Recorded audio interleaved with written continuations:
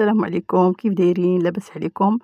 مرحبا بكم معايا. انا كيف ما كتشوفوا المطيشه والفلفله، ما كاينش شي بيت مغربي ما عزيزاش عليه تكتوكه وما عزاش عليه زعلوك. هادو جوج الوصفات اللي كنلقاوهم كيتواجدوا في البيوت ديالنا باستمرار، ولكن فاش كنفكروا في ديك الفلفله اللي كتحرق في الدار فوق البوطه وديك الريحه ديالها اللي كتدوخ وكتبقى في الدار النهار كامل، كنقدروش نتفكوا منها. وعاد الدنجال حتى هو كيجلخ الدنيا، وديك الريحه ديالو فاش كيتحرق راه ما نقول لكمش، راكم كلكم عارفين ديك الريحه علاش كنهضر.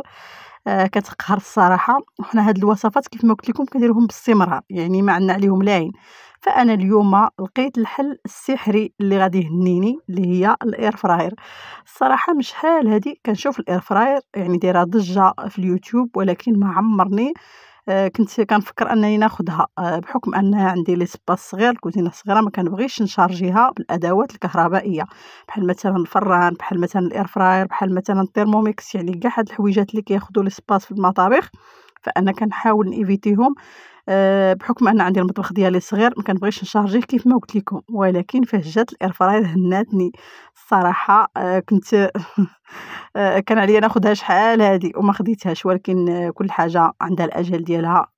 الحمد لله فاش فضلت الوقيته ها هي عندي في الدار وهناتني وبغيت نبارطاجي معكم. فانا دائما فاش كنلقى شي حاجه اللي كتعجبني، شي حاجه اللي كتريحني، فاول حاجه كنفكر هي انني ندير فيديو باش نتقاسمها معكم كمتتبعات، ونقول لكم يعني المزايا ديال هاد الحاجه هادي اللي كتكون كتهنينا.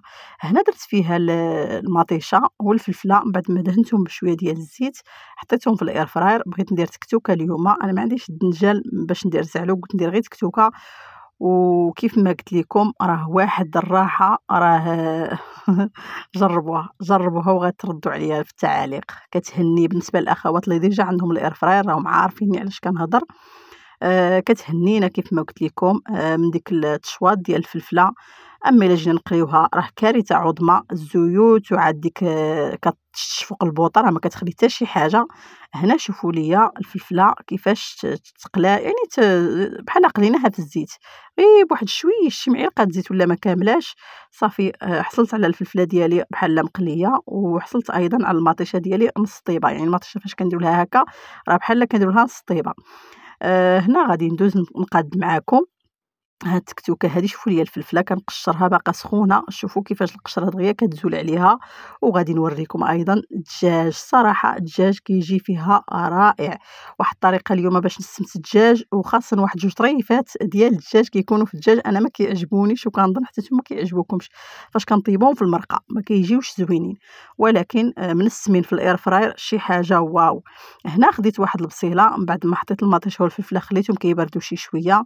خديت واحد البصله كنشلضها، كنشلضها كي رقيقه لحقاش غندير تكتوكه، ما خصش البصله هكا تجي فيها غليظه. صافي وغادي ندوز باش نقاد المطيشه كيف ما قلت لكم، والفلفله نقيها. عاد غادي ندوز نحط معكم الدجاج في الاير فراير باش يوجد. يعني الاير فراير كتهنينا الوصفات السريعه. داكشي اللي يعني كنبغيو نوجدوه هكايا، ما كنبغيوش الوقت بزاف، ما كيكونش عندنا الوقت بزاف باش نقادوه. فالاير فراير غتهنيك منه. ابار ديك الريحه كيف ما قلت لكم اللي كتكون مزعجه. انا جوج حويجات كيزعجوني في الزعلوك وفي التكتوكه، وكنظن حتى نتوما كيزعجوكم. هي ديك البوطه اللي كتجلخ، وخصك سور بلاص تمسحيها في البلاصه فاش كتكون سخونه. مي الا خليناها حتى تبرد راه كارثه عظمى. زائد هذيك الريحه ديال الفلفله محروقه اولا ديال الدنجال محروقه اللي كتبقى في الدار نهار كامله وهي كدور. وبالنسبه للناس اللي عندهم الحساسيه راه مشكله، راه كتبقى كتخنقهم. فانا هادو هما جوج حويجات اللي كانوا كيزعجوني. فجوج ديال الوصفات اللي هما زوينين، وصفات مغربيه اصيله اللي ما كاينش شي دار ما كيديرهاش، واللي ما كنقدروش نستغناو عليهم. كنرافقوا بهم هكا الاطباق ديالنا على شكل شليضه، كنقدروا نديروهم مع الحوت، كنقدروا نديروهم مع بزاف ديال الوصفات. فاليوم انا تهنيت من هذا المشكل هذا، وبقوه ما انا فرحانه انني تهنيت منه، وبغيت نبارطاجي معكم هذه الفرحه ديالي حتى نتوما يعني تاخذوها بعين الاعتبار. الا كان عندكم ممكن انكم تحصلوا على الاير فراير فما ترددوش، لانها كتهنيكم بزاف. صافي هنا من بعد ما قشرت المطيشه ديالي والفلفله حتى هي كنقشرها باش غادي نزيدها على ديك البصله اللي انا ديجا حطيتها فوق البوطه. نقص ليها باش هكا تشحر شويه البصله مزيان، على حقاش الفلفله والمطيشه تقريبا راهم طايبين، ما يحتاجوش مني بزاف ديال الوقت، العكس ديال البصله اللي شويه كتاخذ منا الوقت باش طيب. صافي كنقطع الفلفله ديالي كيف ما شفتوا معايا على هذا الشكل. فاحنا ديما بالنسبه للفلفله كنبغيوها، يعني الاغلبيه ديال الناس كتعجبهم الفلفله مقليه، ولكن الطريقه غلط، يعني فاش كنقليوها في الزيت وكتشبع لينا ديك الزيت وكتشرب الزيت ما كتبقاش صحيه نهائيا. وعاد كيف ما قلت لكم الازعاج اللي كتسبوا لينا واللي كيخلينا اننا نعكزوا على اننا نقليو الفلفله.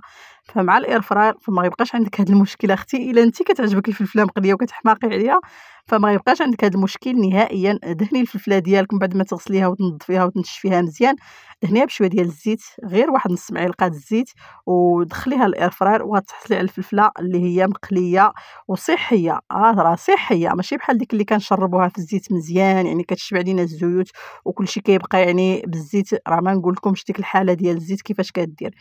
صافي هنا البصله ديالي هي هذه، راه كما كتشوفوا معايا راه بدات كتنزل، فانا قطعتها كي رقيقه مزيان، كنحركها حتى كتنشف من ديك الماء ديالها باش غادي ندوز نضيف لها الاضافات الاخرين.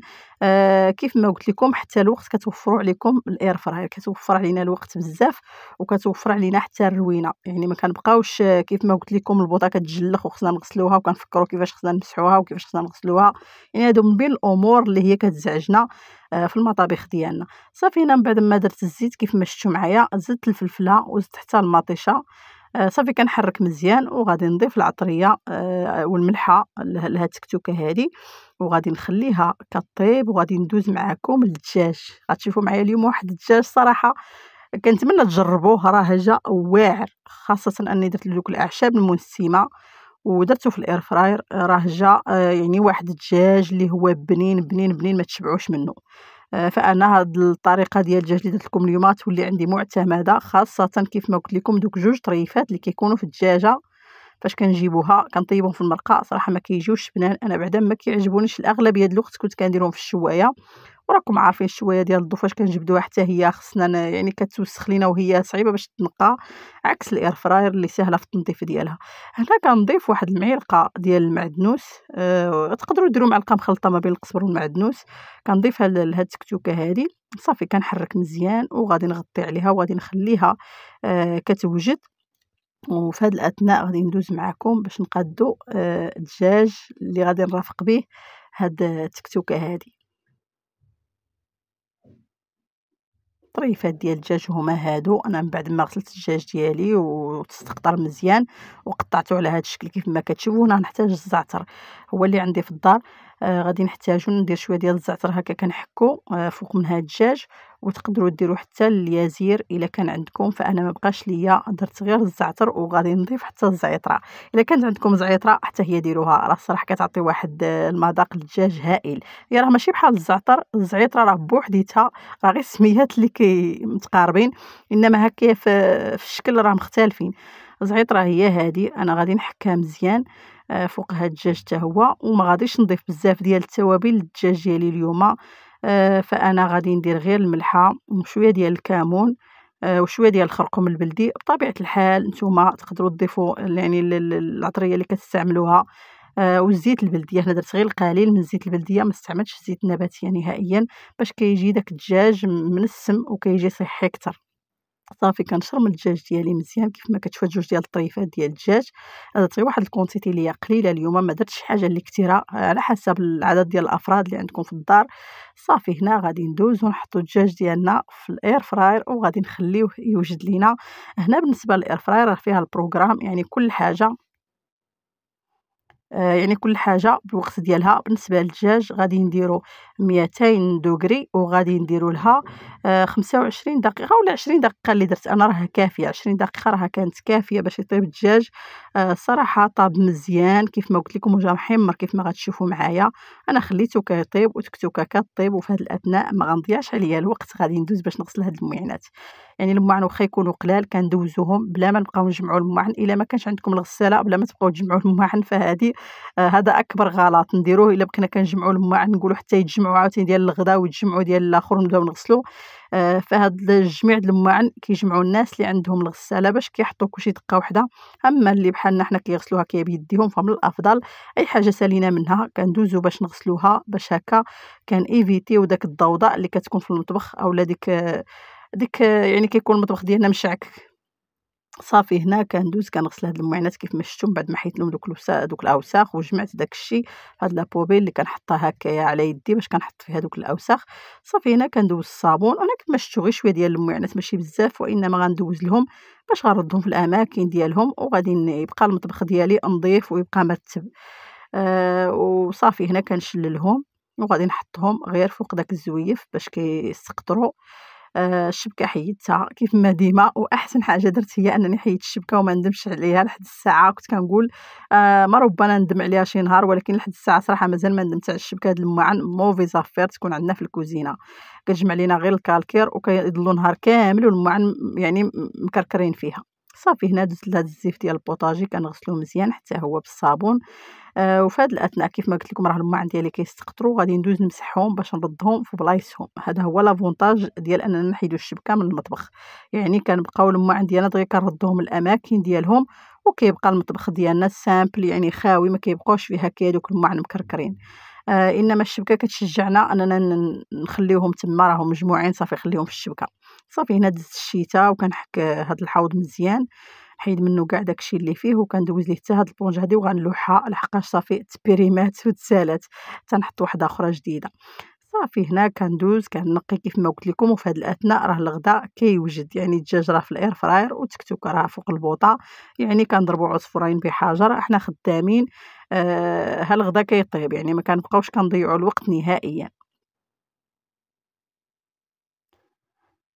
فديما النصيحة اللي نقول لكم ديما في الحياة، سيرتو السيدات اللي كيجلسوا في البيوت ديالهم وكيقابلوا البيوت ديالهم، فديما قلبوا على الحلول اللي تكون براتيك بالدرجة الأولى، الحلول اللي تكون كتهنيكم وكتساعدكم باش دوزوا نهاركم بلا مشقة، نهاركم بلا ما تعصبوا وتعياو.